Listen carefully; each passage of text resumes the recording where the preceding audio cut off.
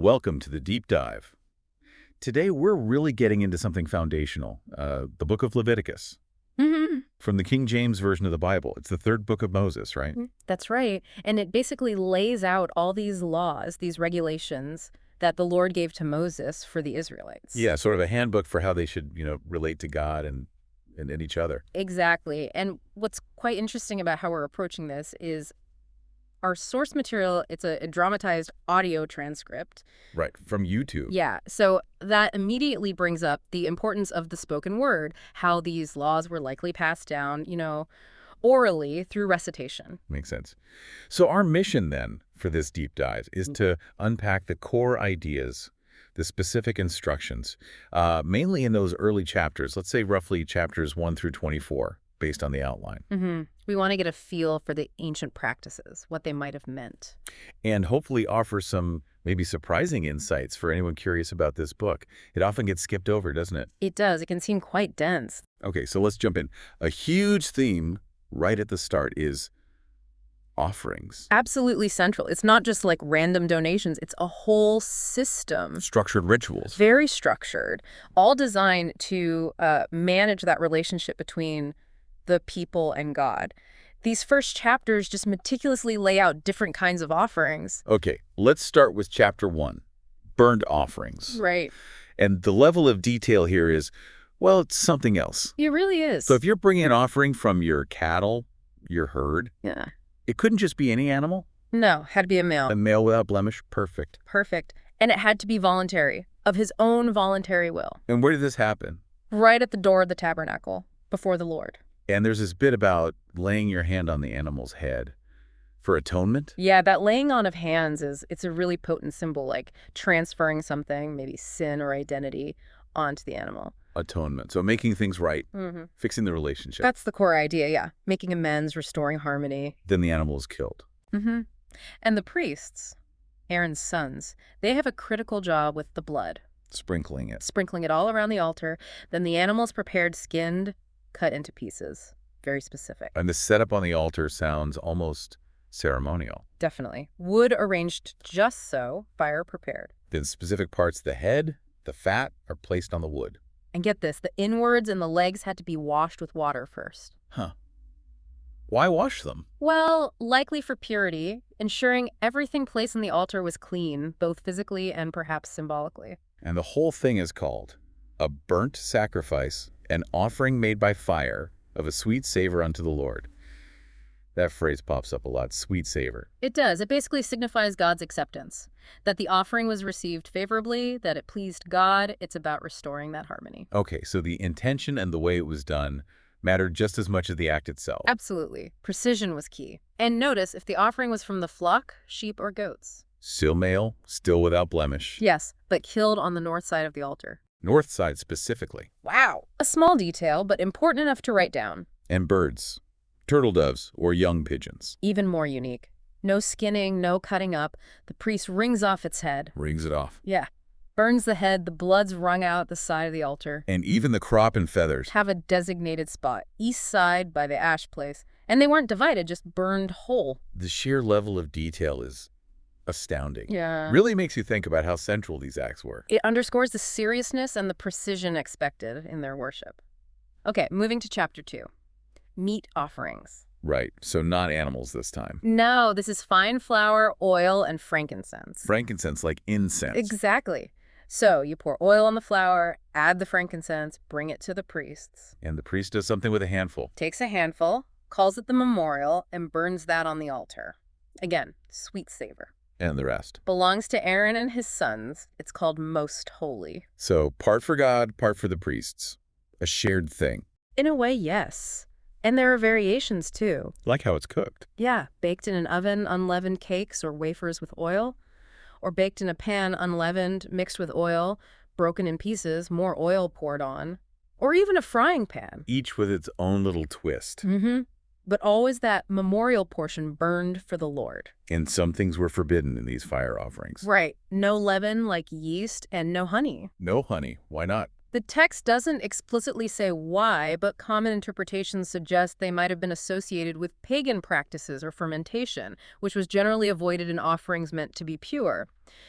There's an exception for first fruits, but they weren't burned as a sweet savor. Gotcha.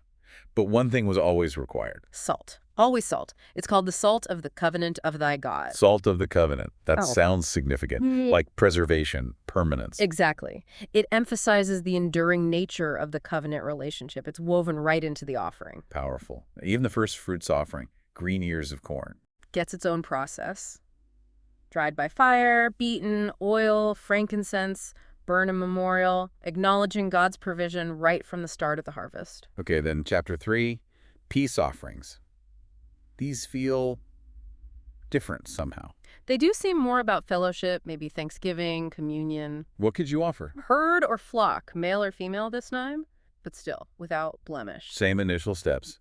Laying on hands, killing at the tabernacle door, priests handling the blood. Yes, those elements are consistent, but what gets burned is different. Focused on specific parts. Very specific fatty parts. The fat covering the inwards, all the fat on the inwards, the 2 kidneys and their fat, and this bit called the caul above the liver. Okay, lots of fat. And it's called food of the offering. Then comes that key statement. All the fat is the Lord's. A perpetual rule. No eating fat and no eating blood. A fundamental prohibition, repeated often. It sets these elements apart as sacred, belonging to God, central to the atonement process, life and energy, essentially. Right, that makes sense. Which leads us to chapter 4, sin offerings. And here, things seem to get more complex depending on who sinned. Very much so. The stakes are higher, the ritual's more involved, especially for leaders. So, if the anointed priest sinned, the high priest, That's a big deal because his sin brings guilt on everyone. The offering is a young bullock without blemish. and the blood ritual is different, Very different. The blood is brought inside the tabernacle itself. into the holy place. Yes, sprinkled 7 times before the veil, the curtain, to the most holy place, then put on the horns of the incense altar inside, and the rest is poured out at the base of the burnt offering altar outside. Wow, that's intricate. And the disposal of the rest of the bullock's skin, flesh, head, legs, innards, dung, everything, Where'd it go? has to be carried completely outside the camp to a designated clean place where the ashes from the altar are poured out and burned there on wood. Total removal. Signifying a complete purging of that serious sin. That seems to be the implication, a very thorough cleansing. And if the whole congregation sinned unintentionally, Similar process. very similar. Young bullock, the elders lay hands on at this time, representing the people. Same complex blood ritual inside and outside the tabernacle, same disposal outside the camp. Okay, what about a ruler? Like a tribal leader? If a ruler sinned, the offering was a male goat, a kid of the goats, still without blemish. And the blood. Different again. Put on the horns of the burnt offering, altar the main one outside, not taken inside, and the fat is burned, like the fat from the peace offering. Less complex than for the priest or the whole community. Seems so. And for the common people, one of the common sort. What do they bring? A female goat or a female lamb, again, without blemish. The procedure followed the pattern for the ruler blood on the horns of the burnt offering altar, fat burned. So you see this clear hierarchy reflected in the offerings. Priest, congregation, ruler, common person. Definitely. The type of offering, the complexity of the ritual, it all scales with the position and the potential impact of the sin. Interesting social commentary embedded right there in the rituals. It makes you think about accountability. Indeed. But the core principle remains. Sin requires atonement, regardless of status. Okay, chapters 5 and 6 move into trespass offerings. These seem to cover slightly different ground. Sins of omission. Yeah, things like hearing someone swear an oath in court and not testifying, or unintentionally touching something unclean, an animal carcass, or human uncleanness, or even making a rash vow without thinking it through. So things you maybe didn't intend to do wrong, but were still considered offenses. Exactly, or things you failed to do. And also, chapter 6 adds specific acts of dishonesty against a neighbor. Like what?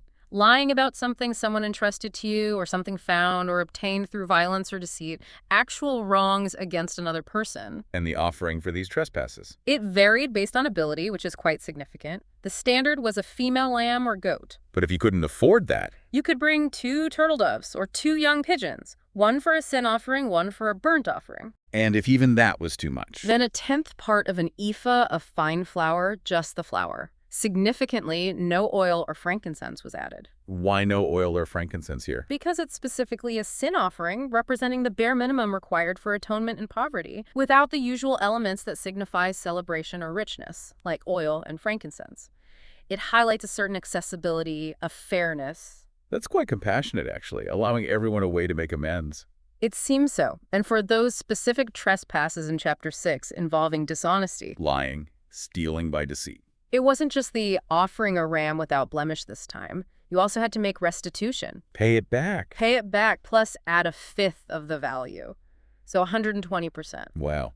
So making things right materially and spiritually, you couldn't just do the ritual and ignore the person you wronged. Precisely. Restoring justice in the community was integral. Then Chapter 6 and 7 kind of summarize things, giving the law of the offerings. Consolidating the rules. Yeah, reiterating key points, like the burnt offering fire had to be kept burning continually. Always going. And details about the priest's garments, specific linen clothes for handling the ashes. And the meat offering. Aaron's sons offer it, the memorial part is burned, and the rest is eaten by the male priests, unleavened, in the holy place court. And the sin offering. Called most holy, killed where the burnt offering is killed, eaten by the officiating priest, males only, in the holy place. Specific rules about pots, too, earthenware broken after use, brass scoured clean. Why break the earthenware? Well, probably because earthenware is porous and could absorb impurities from the sin offering, making it permanently unclean in a ritual sense. Breaking it ensured it wasn't reused improperly. Metal could be scoured. Okay, what if the blood was taken inside the tabernacle? Then the sin offering could not be eaten. It had to be completely burned, usually outside the camp. Like for the priests or congregation's sin offering. Exactly. And the trespass offering followed similar rules to the sin offering regarding who eats it and where. So these chapters really lock down the priestly duties and the sacredness of the offerings. They do, reinforcing who does what, where things happen, what can be eaten, and by whom. Lots of boundaries. The peace offerings get more detail, too. For Thanksgiving, vows, voluntary offerings. Specific types of bread, both unleavened and leavened, had to accompany the Thanksgiving peace offering. Leavened bread. I thought leaven was usually forbidden. It was forbidden on the altar in fire offerings. But here, with the peace offering, which was partly eaten by the offerer and priest, leavened bread was included, perhaps signifying the celebratory or communal aspect of Thanksgiving. Okay. And the priest got specific portions. The wave breast and the heave shoulder parts waved or lifted up before the Lord symbolically, then given to the priest. And time limits for eating the rest. Crucial. Thanksgiving offerings had to be eaten the same day. Vow or voluntary offerings could be eaten over 2 days, but absolutely nothing left by the third day. It had to be burned. Strict rules. What happened if you ate it on the third day? It was considered an abomination. It shall not be accepted. Right. And eating it after that time meant bearing your iniquity. Also, you couldn't eat it if you were ritually unclean. And again, that reminder. No eating fat, no eating blood, ever. It's a really intricate system. It truly is. Every detail seems loaded with meaning. Mhm.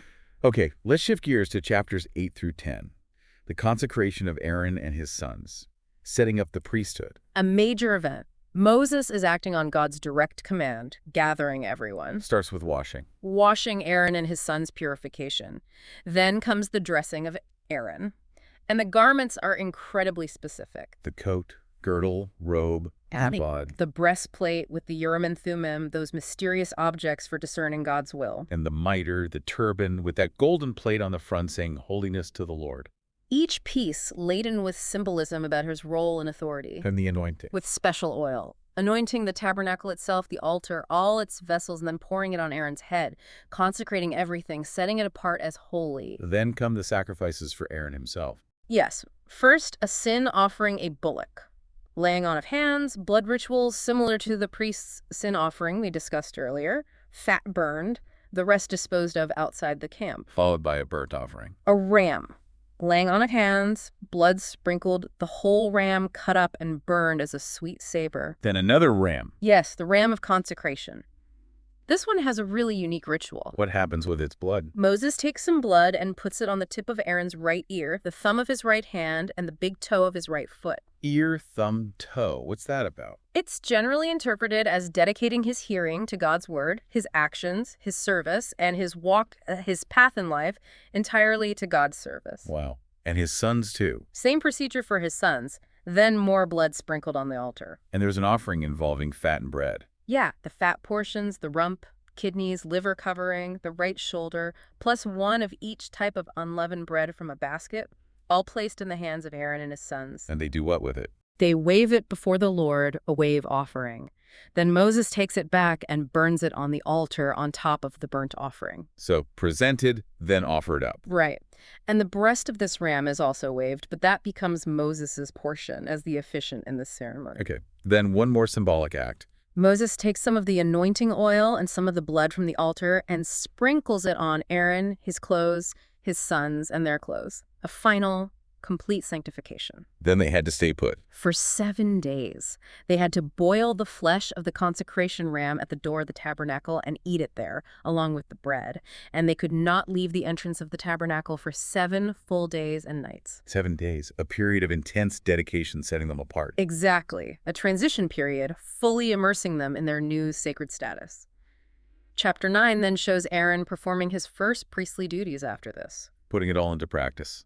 He offers a sin offering, a calf, and a burnt offering, a ram for himself first, then offerings for the people, a goat for sin, a calf and lamb for burnt offering, a bullock and ram for peace offerings, plus a meat offering. A whole system activated by the newly consecrated priest. Yes.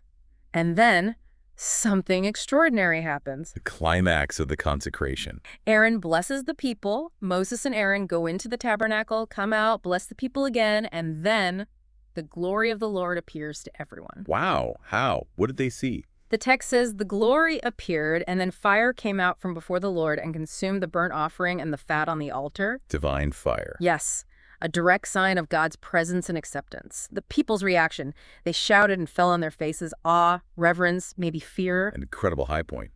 But then, chapter 10 brings a sudden tragedy. Right on the heels of this amazing manifestation, Aaron's 2 older sons, Nadab and Abihu, What did they do? they took their own censers, put fire in them, put incense on it, and offered strange fire before the Lord. Strange fire, meaning unauthorized, not from the sacred altar fire. That's the most common understanding. Fire that God commanded them not. They did something unsanctioned, perhaps improvising or acting presumptuously in the holy place. And the consequence? Immediate and severe. Fire went out from the Lord and devoured them. They died right there before the Lord. Just like that. A shocking contrast to the acceptance moments before. A stark lesson about the absolute sanctity of God's presence and the danger of approaching him improperly or disobediently. Precision and obedience were not optional. How did Moses and Aaron react? Moses points out this fulfills what the Lord spoke about being sanctified by those near him. He instructs their cousins to carry the bodies out of the camp and tells Aaron and his surviving sons, Eleazar and Ithamar, not to show traditional signs of mourning like uncovering their heads or tearing clothes lest they also die and wrath come upon all the people. They had to continue their priestly duties even then. Yes. They couldn't leave the tabernacle because the anointing oil was upon them. Their sacred duty superseded personal grief in that moment. And there's another command right after this. Yes. God speaks directly to Aaron, telling him and his sons not to drink wine or strong drink when they go into the tabernacle, so they can properly distinguish between holy and unholy, clean and unclean, and teach the people correctly. Suggesting maybe Nadab and Abihu were impaired. It's a possible implication the text raises immediately after the event. It emphasizes the need for clear minds in sacred service. Then there's a bit of confusion about another offering. Yes, Moses gets angry because the goat for the sin offering had been burned completely instead of being eaten by the priests in the holy place, as the law usually required, since its blood hadn't been taken into the holy place.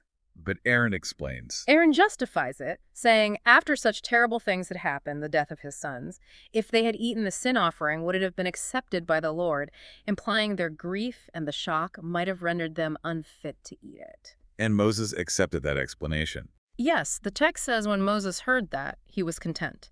It shows a moment of practical application and perhaps compassionate understanding within the strict legal framework. A very human moment amidst all the rules. Huh. Okay, this leads us into a big section, chapters 11 to 15, dealing with clean and unclean. Right, a major theme. These chapters lay out detailed distinctions about purity in various areas of life. Starting with food in chapter 11. Animals you can and cannot eat. The famous dietary laws. Land animals need 2 characteristics. They must chew the cud and have a completely split hoof. So cows, sheep, goats are in. Yes, but animals like the camel, the coney, rock badger, and the hare are out because they chew the cud but don't have a split hoof. And the pig. Has a split hoof but doesn't chew the cud, so Out. What about sea creatures? Must have both fins and scales to be clean. Anything in the water without both is unclean and abomination. And birds?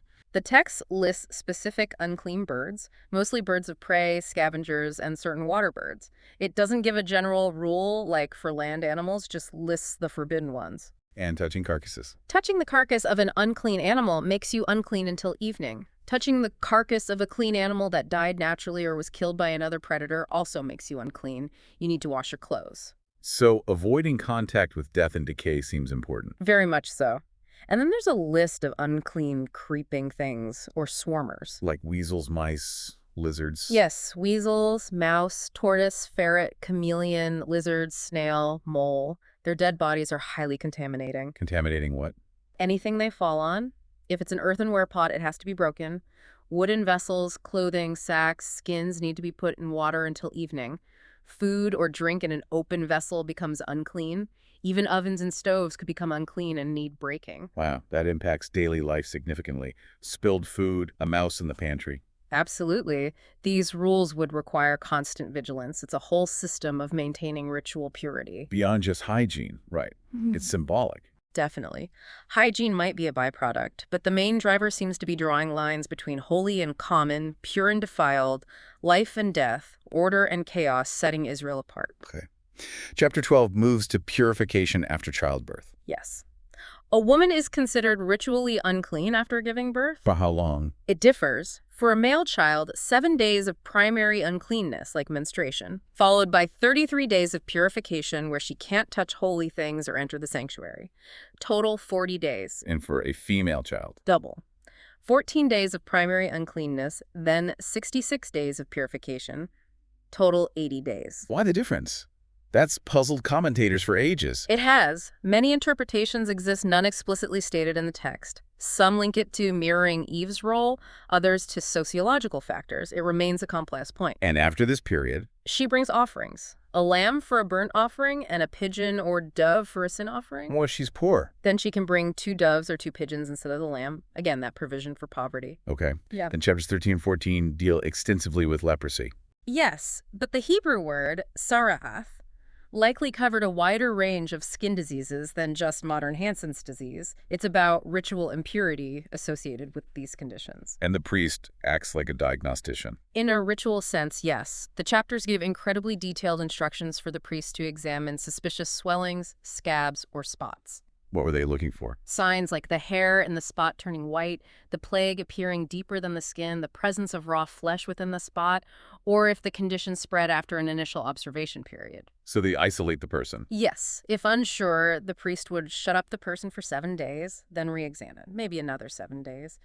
Based on these signs, the priest would pronounce the person clean or unclean. It covers different kinds, like from boils or burns, too. Yes, and afflictions on the head or beard, bright spots, even patchy baldness if associated with other signs. And if someone was declared unclean with Sarah, The rules were harsh. Torn clothes, bare head, covering the upper lip, crying out, unclean, unclean, and they had to live alone outside the camp. Complete isolation. showing the severe social and religious consequences of this kind of impurity. Absolutely. It was about protecting the community's ritual purity. Interestingly, the condition could also affect garments. Leprosy in clothes. Wool, linen, leather. Yes, greenish or reddish patches. The priest examines, isolates the garment, washes it. If it spreads, it's fretting leprosy and must be burned. If it fades, the patch is cut out. If it reappears, burn it. Even houses. Chapter 14 deals with Sarath in houses again, greenish or reddish streaks in the walls. What do they do then? Priest inspects, shuts up the house for 7 days. If it spreads, the infected stones are removed, the house scraped inside, replastered. If it comes back, the whole house is unclean and must be demolished. Wow. Demolish the house. If declared clean, though, there's a complex cleansing ritual. Involving birds. Yes, 2 clean birds, cedar wood, scarlet yarn, and hyssop. 1 bird is killed over fresh water in an earthenware vessel. The living bird, cedar, scarlet, and hyssop are dipped in the blood and water, sprinkled on the house 7 times. Then the living bird is released into the open field. Highly symbolic. Cleansing release. Seems to represent purging the impurity and restoring the house to a usable state within the community. It's a fascinating ritual. It really is. Okay. Chapter 15 then addresses Bodily discharges. Yes, discharges that cause ritual uncleanness, both male and female. Like what for men? Any abnormal genital discharge running issue. It makes the man unclean, and also anything he sits on, lies on, or touches. Even his spit contaminates. So isolation and careful hygiene needed. Yes, and once the discharge stops, he counts 7 days, washes his clothes, bathes in fresh water, and then offers 2 doves or pigeons, 1 sin, 1 burnt offering, to become clean. What about normal emissions? Seminal emission also causes uncleanness until evening, requiring bathing. Anything the semen touches also becomes unclean until evening and needs washing. And for women? Normal menstruation makes a woman unclean for 7 days. Anything she lies or sits on is unclean. Anyone touching her or those items becomes unclean until evening. Similar to the male discharge rules. Yes. And if a woman has an abnormal discharge of blood that continues beyond her period or occurs outside of it, she's unclean for as long as the discharge lasts, and the same rules of contamination apply as during menstruation. And purification afterwards. Same as for the man with a discharge, 7 days after it stops, then the offering of 2 doves or pigeons. So these rules cover very intimate aspects of life, linking natural bodily functions, health issues, and ritual purity. Exactly. It's a comprehensive system aiming to manage purity and impurity in almost every conceivable situation. Which leads us to the ultimate day of cleansing. Chapter 16, the Day of Atonement, Yom Kippur. Arguably the most solemn and important day in the entire Israelite religious calendar. And the context is significant. It comes after Aaron's sons died for offering strange fire. Precisely. It emphasizes the danger of approaching God's holiness and the absolute need for the prescribed method of atonement. God explicitly warns Aaron not to come into the most holy place behind the veil, before the mercy seat on the ark whenever he pleases, only on this one day, following these specific instructions, that he die not. So who provides the offerings for this day? Aaron provides for himself and his household a young bullock for a sin offering and a ram for a burnt offering. The congregation provides 2 male goats for a sin offering and a ram for a burnt offering. 2 goats. Why 2? This is unique to the Day of Atonement. Aaron presents both goats at the tabernacle entrance and casts lots over them. Lots, like rolling dice? Something like that. One lot is marked for the Lord, the other for Azazel, often translated as scapegoat. Okay, what happens to the Lord's goat? That goat will be sacrificed as the sin offering for the people. And the scapegoat. It's kept alive for a unique ritual later. But first, Aaron deals with his own atonement. Yes. He sacrifices the bullock as a sin offering for himself and his house. He also takes a censer full of burning coals from the main altar and fills his hands with sweet incense, beaten small. And takes this inside the veil. Yes. He puts the incense on the fire before the Lord, inside the most holy place, so the cloud of incense covers the mercy seat on the ark, that he die not. It shields him from the direct intensity of God's presence. Then the blood. He takes some of the bullock's blood and sprinkles it with his finger on the mercy seat eastward, and then before the mercy seat 7 times, atoning for the holiest place itself. Then he deals with the people's sin offering. He kills the goat designated for the Lord and brings its blood inside the veil, sprinkling it on and before the mercy seat, just like he did with the bullock's blood. So atonement for himself, then for the people, right at the focal point of God's presence. Exactly. He makes atonement for the holy place, the tent of meeting, tabernacle, and the main altar outside because of the uncleanness and transgressions of the Israelites. And no one else can be in the tabernacle while he does this. No one. He performs these innermost rites alone. Okay, now back to the scapegoat. What happens to it? After atoning for the sanctuary, Aaron brings the live goat, lays both his hands on its head, and confesses over it all the iniquities, transgressions, and sins of the children of Israel. Symbolically transferring their sins onto the goat. Precisely. Then the goat is sent away by a designated man into the wilderness. Carrying their sins away. Yes, the goat shall bear upon him all their iniquities unto a land not inhabited.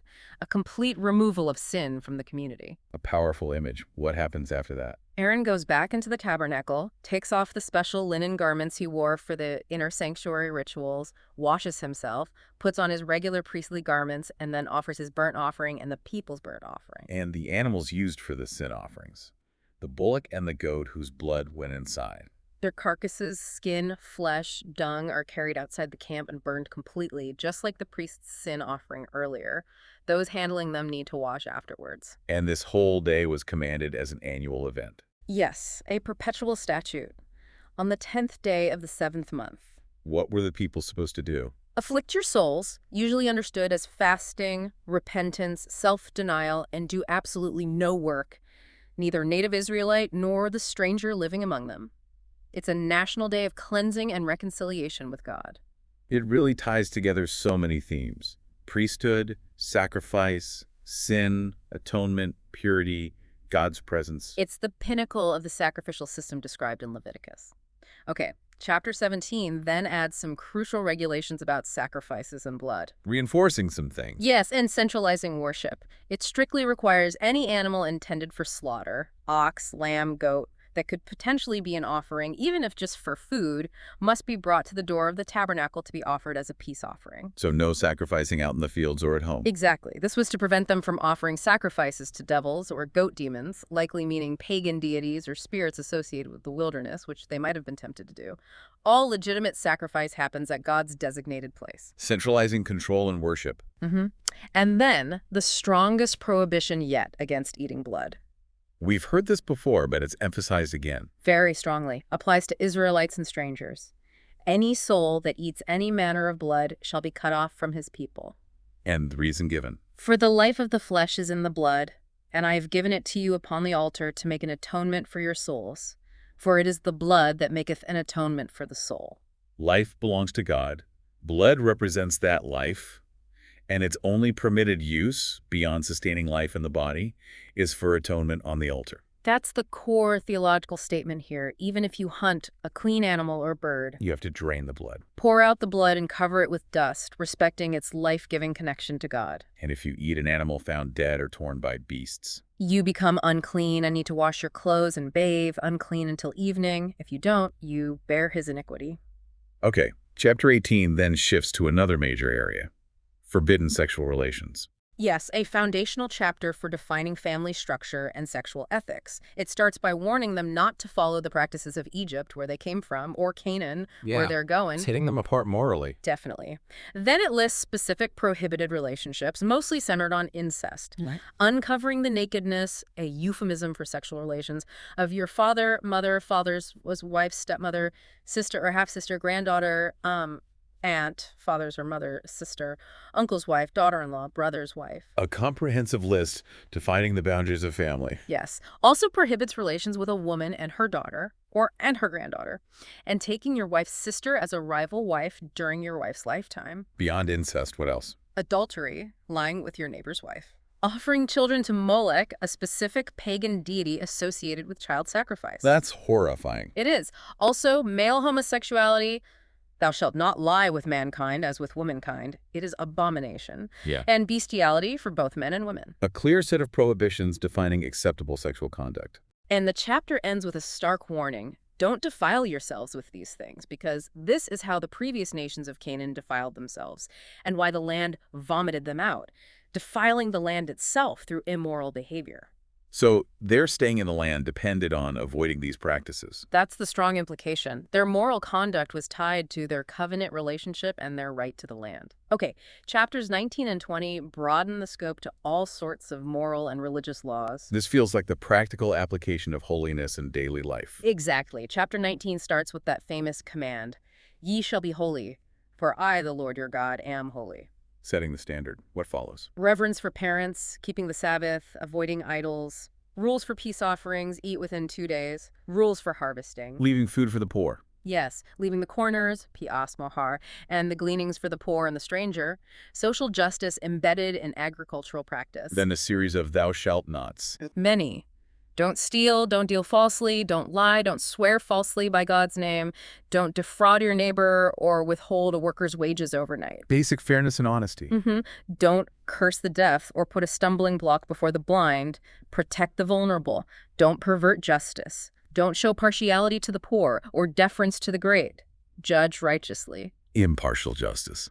Don't go around as a talebearer. Don't stand idly by when your neighbor's life, blood, is in danger. Moving into personal attitudes. Don't hate your brother in your heart, but rebuke him frankly so you don't share in his sin.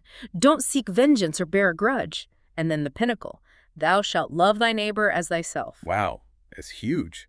Right there in Leviticus. Absolutely. It connects holiness to God with ethical treatment of others. Then some more specific statutes. Like about mixing things. Yeah, don't crossbreed different kinds of cattle, don't sow your field with two kinds of seed, don't wear clothing woven of two different kinds of material. Shatna is often understood as wool and linen. Why those rules? Symbolic separation again. Likely related to maintaining the distinct orders of creation God established. Then rules about intercourse with a betrothed bondmaid, eating fruit from new trees, wait 3 years, prohibitions against pagan practices like eating blood, divination, or cutting hair beard in specific pagan mourning styles. And self-harm. No cuttings in the flesh for the dead, no tattoo marks, print any marks upon you. Don't prostitute your daughter, keep Sabbaths, reverence the sanctuary. Respect for elders. Thou shalt rise up before the hoary head and honor the face of the old man. Treat strangers well, don't oppress them, love them as yourself, remembering you were strangers in Egypt. That's repeated often. Empathy based on experience. And finally, honesty in business. Just Yeah. balances, just weights, just measures. A really comprehensive moral code.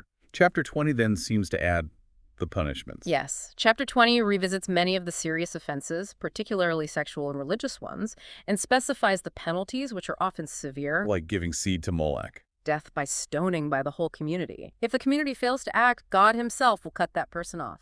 Turning to mediums or spiritists. Being cut off from the people, cursing parents. Death penalty. Adultery. Death for both the man and the woman. Various forms of incest with father's wife, daughter-in-law. Death penalty. Homosexuality. Bestiality. Death penalty. Marrying a woman and her mother. All three burned with fire. Other incestuous acts, like with a sister or aunt. Result in bearing their iniquity, often interpreted as being cut off or facing divine judgment, sometimes childlessness, lying with a menstruating woman. Both cut off. The chapter strongly reiterates the need for separation from the defiling practices of other nations and links obedience to remaining in the land. It ends by stating that mediums and wizards should be stoned. These are harsh penalties, underscoring the seriousness with which these violations were viewed. They reflect a society deeply concerned with maintaining its covenantal purity and moral boundaries. Okay, chapters 21 and 22 then focus specifically on the priests. Higher standards for them. Definitely. Rules about defilement through contact with the dead are stricter for priests. They can only become unclean for their closest relatives, parents, children, brother, unmarried sister living with them. Not for a wife. Interestingly, the wife isn't explicitly mentioned in that list, which has led to discussion. But generally, contact with death was minimized. The high priest had even stricter rules. He couldn't defile himself for anyone, not even parents, nor leave the sanctuary to mourn. Other restrictions for priests. They couldn't make bald patches, shave beard corners, or cut themselves in mourning, avoiding pagan practices. They had to marry a virgin of their own people. They couldn't marry a prostitute, a defiled woman, or a divorcee. Maintaining the purity of the lineage in the office. Right, and a priest's daughter who became a prostitute brought shame on her father and was to be burned. What about physical perfection? Any priest with a significant physical blemish, blindness, lameness, disfigurement, injury, skin disease, could not approach the altar to offer sacrifices, the bread of his God. It seems to reflect the idea that what is offered to God, including the officiant, should be whole and without defect, mirroring the requirement for unblemished animal sacrifices. But they could still eat the holy food. Yes, they weren't excluded from the provisions, just from officiating at the altar itself. Chapter 22 continues with priestly purity. Yes, rules about when priests must not eat the holy things if they are ritually unclean, from leprosy, discharges, touching unclean things, strict separation until they become clean. Who could eat the holy things? Only the priest, his household, including slaves bought with his money, and his unmarried daughters. A hired servant, a temporary visitor, or a married daughter living outside his house could not eat them. Clear lines defining the priestly household. And if someone ate holy food unintentionally, Had to repay its value, plus add a fifth, like the trespass offering restitution. then it reiterates the requirement for sacrificial animals to be perfect, without blemish, whether for burnt offerings, peace offerings, vows, or free will offerings.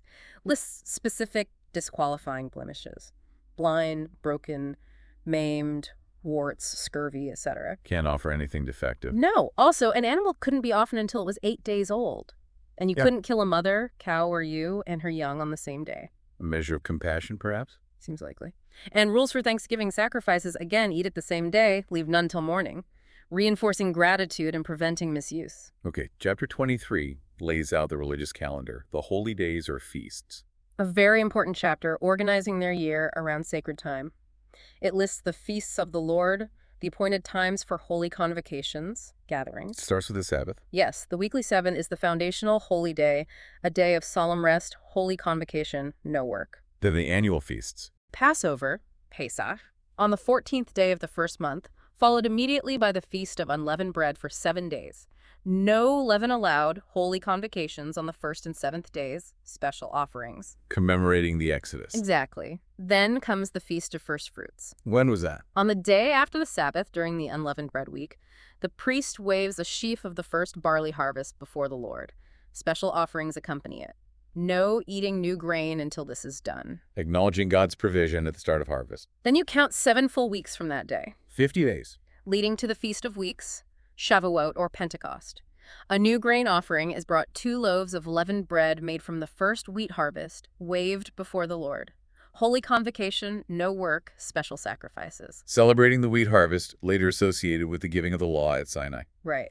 Then in the 7th month, a series of fall feasts. First, the Feast of Trumpets, Yom Teruah or Rosh Hashanah, on the first day. Blowing trumpets. Yes, a memorial of blowing trumpets, a holy convocation, a day of rest, special offerings. Then the 10th day of the 7th month. The Day of Atonement, Yom Kippur, which we covered in detail from chapter 16. Solemn day of fasting, afflicting souls, no work, atonement made. And finally, Starting on the 15th day of the 7th month, the Feast of Tabernacles or Booths, Sukkot, lasts for 7 days plus an 8th day of solemn assembly. living in booths. Yes, they were commanded to dwell in temporary shelters made of branches for 7 days, remembering how their ancestors lived in booths after the Exodus. Holy convocations on the 1st and 8th days, many specific sacrifices offered throughout the week. A joyful harvest festival. So the year is punctuated by these reminders of God's actions and provision. A full cycle of remembrance, thanksgiving, atonement, and celebration. Okay, the final chapters 24 to 27 cover a mix of remaining laws. Chapter 24 starts with lamp oil. Command for pure, beaten olive oil to keep the lamp burning continually in the tabernacle outside the veil. The eternal flame. In essence, yes. Also, instructions for the 12 loaves of bread, the showbread, arranged on the pure table before the Lord every Sabbath with frankincense. The old loaves were eaten by the priests in the holy place. Symbolic provision.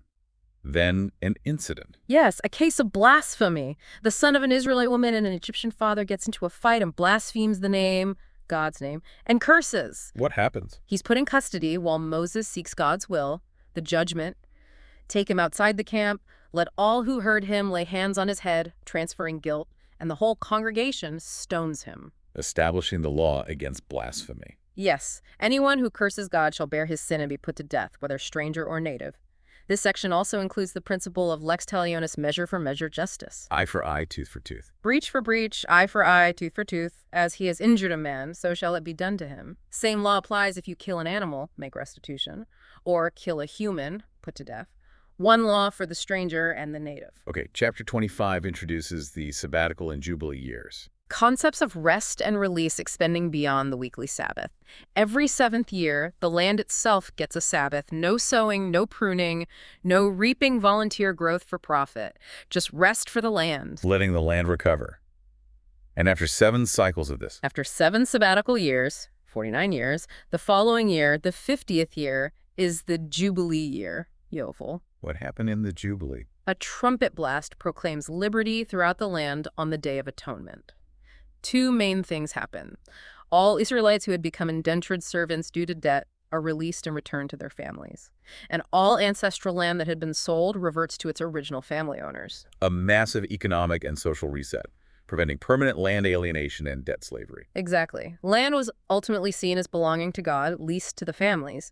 The Jubilee ensured long-term family stability and prevented entrenched poverty or aristocracy based on land ownership. There are detailed rules for calculating land sale prices based on how many years remained until the next Jubilee. Also rules about helping the poor. Yes, if your brother becomes poor, you must support him, like a stranger or sojourner. You cannot charge him interest, usury, on loans of money or food.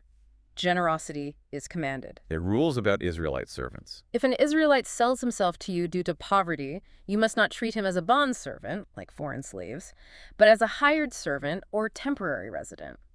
He serves only until the Jubilee year. Then he and his children go free, back to their family and ancestral property. Even slaves bought from surrounding nations were treated differently. A system designed with social equity in mind, at least in principle.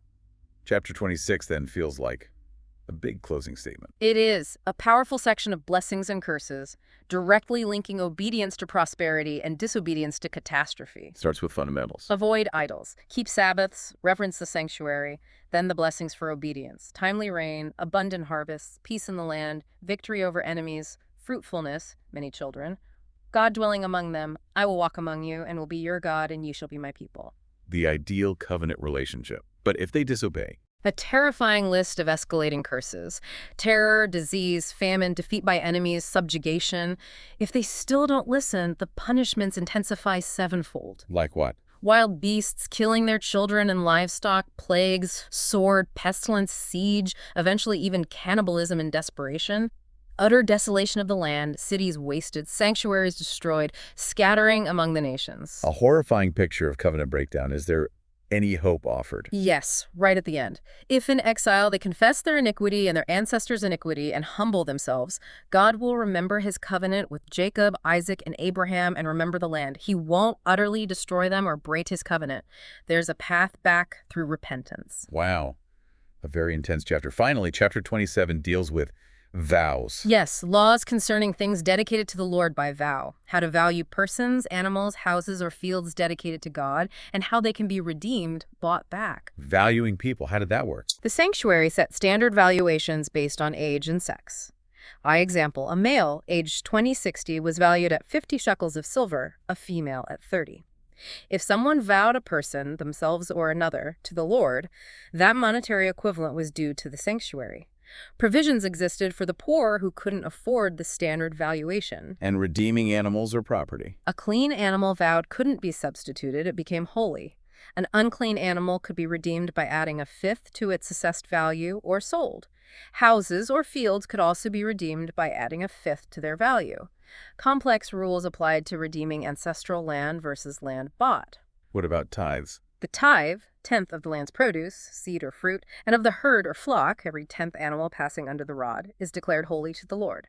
It couldn't be exchanged. If someone wanted to redeem their tithe, perhaps pay cash instead of kind, they had to add a fifth. And some things couldn't be redeemed at all. Anything devoted, cherem, set apart for destruction or irrevocably given to God, could not be sold or redeemed. It was most holy. The chapter ends ominously stating that any devoted human shall surely be put to death, likely referring to specific contexts like enemies under a ban in holy war, not general human sacrifice, which was forbidden. A complex set of regulations for managing sacred pledges and property. It rounds out the legal material, covering almost every aspect of life under the covenant. So looking back at this whole section of Leviticus, it's just packed. The meticulous detail on offerings is striking. It really is. Every action, every material seems deliberate. And the constant emphasis on purity, consecration, setting apart the priests, the people, the space, the time. That distinction between sacred and profane, clean and unclean, is absolutely central. It shapes the entire worldview presented here. And it all serves to build and maintain this covenant relationship, right, through these very specific laws and rituals. That seems to be the overarching goal. Defining how a holy God could dwell among a potentially unholy people, and how that relationship could be sustained despite human failings. What I find particularly intriguing is, as you said, how the social structure gets reflected. Like the sin offerings varying based on who sinned. Yes, it speaks volumes about responsibility and the ripple effect of actions within the community. Or think about the dietary laws or the sexual prohibitions. They weren't just random rules. They likely combined practical concerns with deeply symbolic meanings about identity, order, and holiness, setting Israel apart. When you consider all this incredible detail, it really makes you wonder, doesn't it? What does it suggest about how they understood the divine-human relationship back then? It suggests a relationship needing careful management, perhaps. One where boundaries were crucial. Transgression was a constant possibility, but where specific, divinely given means existed for reconciliation. Not distant, but definitely demanding. Yeah. And it raises that question for us, too.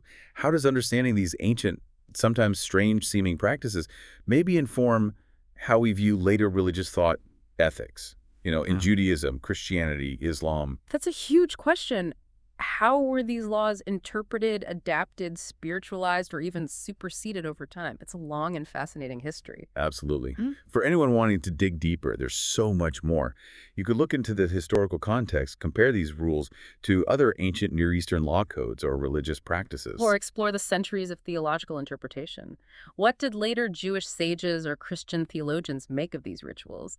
What symbolic meanings did they find? Even just tracing the symbolism, why certain animals, why cedar wood and hyssop, what did blood or fat represent beyond the text's explanation, it opens up a whole world. It really does. The layers of meaning are quite profound, even if the surface seems difficult at first. Well, thank you for joining us on this deep dive into Leviticus. We hope it's maybe shed some new light on this often challenging but foundational book. Hope so too. We look forward to our next exploration together.